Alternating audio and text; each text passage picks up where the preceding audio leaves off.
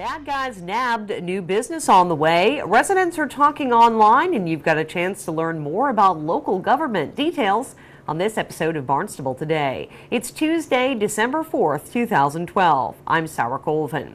It's a big night for Barnstable Town Council on Thursday. The public will have a chance to comment on the proposed problem property ordinances, a set of 5 changes to town code that will give Barnstable greater oversight in dealing with things such as blighted properties, repeat police calls, noise, and more. Councilors will also vote on the fiscal 13 tax levy. Council meets Thursday at 7 in the Town Hall hearing room right here at Town Hall.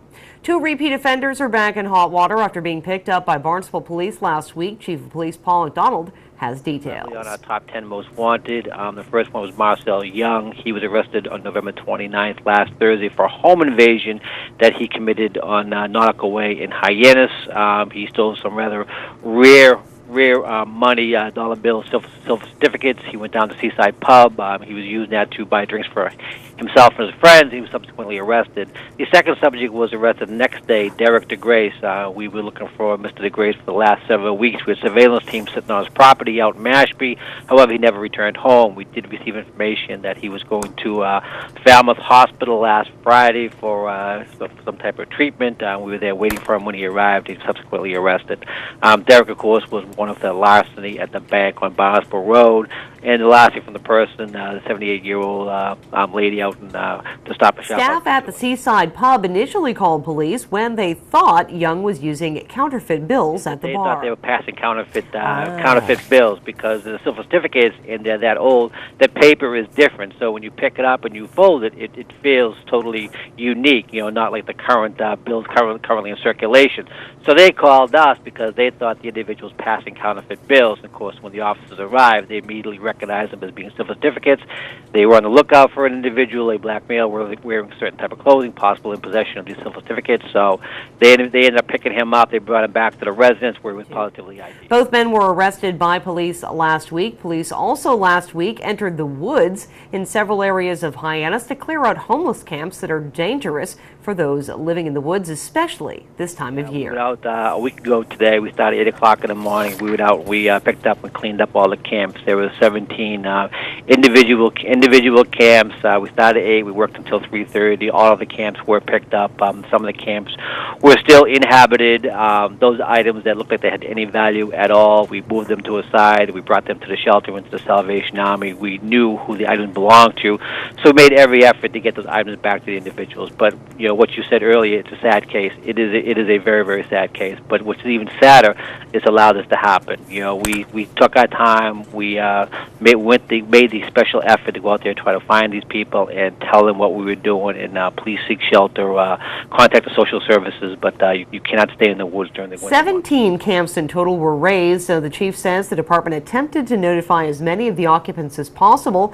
McDonald says the homeless are encouraged to seek help from local services and says the number of those who do increases each Every year we see gangs, we see people who are hardcore homeless individuals who were living in the camps. However, they are now back out on their own. They're productive citizens. They're working hard. Often they counsel other homeless individuals, try to get them in. But it's just a reoccurring battle, for everyone that we place or the social services take care of and they get it back into housing. We have 2 or 3 individuals that show up and also need additional help. Many of the homeless who die over the winter die because they are living in dangerous conditions. McDonald says the department does regular checks of the woods during the cold winter days. Well, business in Barnstable is expanding. Director of Growth Management Joanne Miller-Buntich says 2 new businesses will soon be setting up shop along Route 132. We have 4 retail centers, fully functional retail centers on the I&O Road corridor.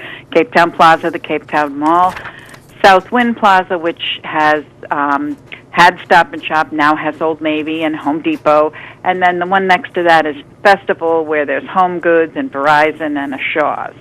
And so individually, those properties contribute quite a bit revenue to the town. They're always assessed in the top 10 property assessments. And so as part of our economic development planning, we wanted to make sure that those areas are as healthy as we can make them, and that we're doing everything we can do to assist the property owners in revitalizing those areas.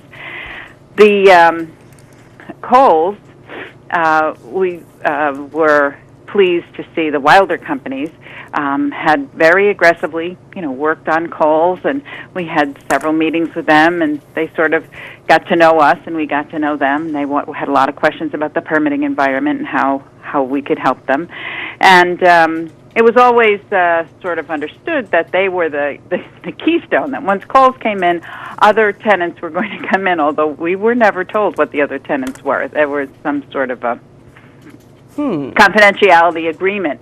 And as the rumors started to fly, we did ask again, and all that Southwind would say was that you're really going to like this tenant, and then lo and behold, it was Whole Foods.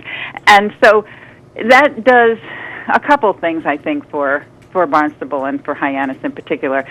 Those are attractions in and of themselves. So people will come. Summer visitors will be more likely to come. Year-round shoppers will certainly come to Kohl's and to Whole Foods. And it's an indicator that retail center is going to remain healthy, and so producing revenue and providing services, jobs and services. So that's the good news. What we noticed about the national and regional retailers, and as we've discussed before, Sarah, that's really the section of town where we welcome those. Downtown Hyannis and the villages are more based in the local economy. Right.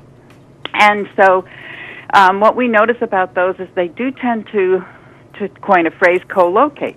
It's important for Whole Foods to have a Kohl's. It might be important for some restaurant chain to have Kohl's and Whole Foods. So it's almost as if the bigger ones start to break ground, and then the others will follow. What I was particularly pleased about was the Whole Foods representative saying that this was somewhat of a marginal location for them in terms of the year-round population, and they like to count the so-called rooftops, but that they decided that this would be a good location for their store anyway. So that was really good, and that allows us to understand that people are beginning to understand the seasonality of Cape Cod, and as it does increase ever so slowly, the year-round portion of that. Lundich says growth management staff have been working with business owners in that area to try to encourage growth. And, these are regional, we call that area of town in our strategic planning area portfolio the regional commercial center. So, people do come, and it's designed for people to come from all over the Cape to do business there. It's a job center, and so we're doing what we can to work with the property owners. We're right now engaged in a project working with the Cape Cod Commission on an economic development piece that is looking at the 4 retail centers. We've actually sat down with 3 of the 4 property owners at this point. We had great discussions with them about what their business plans are, what they see as opportunities, what they see as threats, and just trying to understand what we can do both regionally and at the local level to make their lives a little simpler, more predictable. This is what these folks, in trying to get these tenants, are always looking for predictability. Both Kohl's and Whole Foods are expected to open within a year.